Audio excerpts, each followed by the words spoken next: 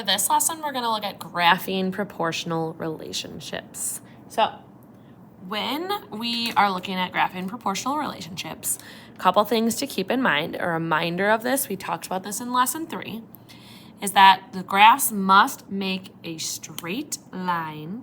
So it has to be a straight line, and it has to pass through the origin. Both of those things have to be true. So here it's straight, and it goes through the origin. The graphs that aren't proportional, they do not pass through the origin, and they may not make a straight line. Okay?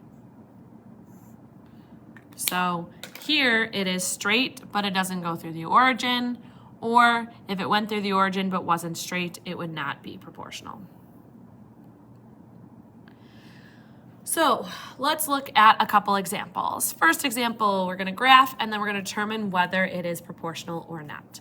So the cost of 3D movie tickets is $12 for one ticket, $24 for two, and $36 for three. Graph the points and determine whether it is proportional. Explain.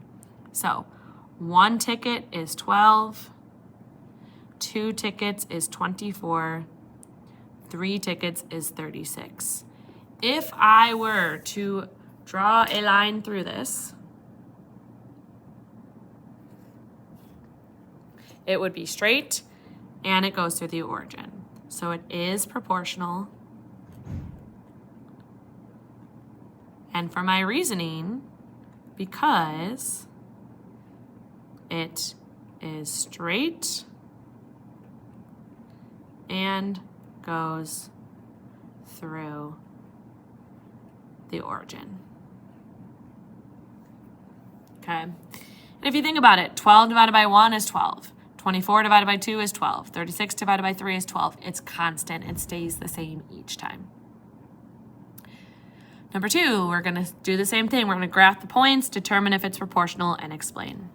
So 1 week is $125. So 1 week, $125. 2 weeks, the account balance is $150. So 2 is at $150. 3 weeks is at $175. So 3 and $175. So although when I connect this, this makes a straight line,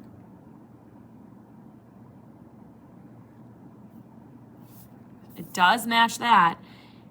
It connects at 100. It doesn't go through the origin. So it is not proportional. And I'm just going to say, because it doesn't go through the origin. And that's it for those two. All right, number 3, the number of books 2 stores sell after 1, 2, and 3 days is shown. Which book sale represents a proportional relationship between time and books? We're looking for, is it straight? Does it go through the origin? Well, both of them go through the origin, but the only one that is a straight line is that one right there. Because this guy, this bottom one, curves. It goes in one direction, then it changes directions. So this one is not proportional. So the Book Palace is proportional because it is straight and goes through the origin. Both of those things have to be true. Okay, now let's look at using a graph and writing the unit rate as a coordinate. So all of these are proportional. If you look at them, they're all straight and they all go through the origin. So knowing that now, we can write what the unit rate is. It is consistent each time. I look for 2 clear points. So for each of these, our unit rate ordered pair is always going to be 1 comma some value. So the x value is 1. we want to know for each of these, when the x value is 1, what is the corresponding y value? Because that's going to be our unit rate. Sometimes it's not easy to see where exactly it falls. Like here, if I went to 1, because this is 1 right here, it doesn't, I can make a guess and it might be accurate. It's not a perfect point. So instead, I go to somewhere where there is a perfect point. So 6 over 2, which 6 over 2 simplifies to 3 over 1. So our x value is 1, our y value is 3. Let's do the next one. Again, 2 is right here, 1 is right here. It's hard to tell what exactly that value is. So instead, I'm going to click one of these clear points, which is already picked out for us, which in between 2 and 4 is 3. So our ratio is 3 over 4, which is not going to simplify to a whole number. So I can leave it like that as a fraction, or I could write it as the equivalent decimal, which is 0.75. Which kind of makes sense, because this would be 1, it's a little bit before 1.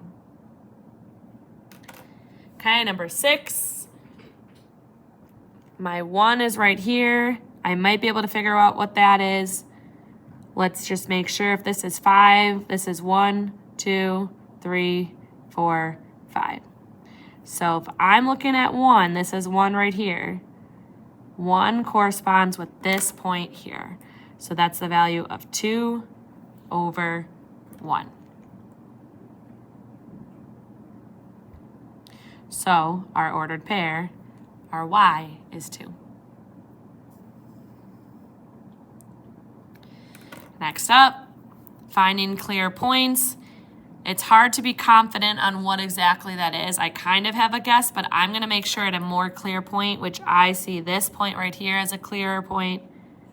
So our y is 12, our x is 2. If we simplify that, 12 over 2, they both divide by 2 to become 6 over 1. So our y value is 6. Next one, we have a clear point right at 1, so that makes that easier. It is the ratio of 10 for y over 1 for x, so our y value is 10.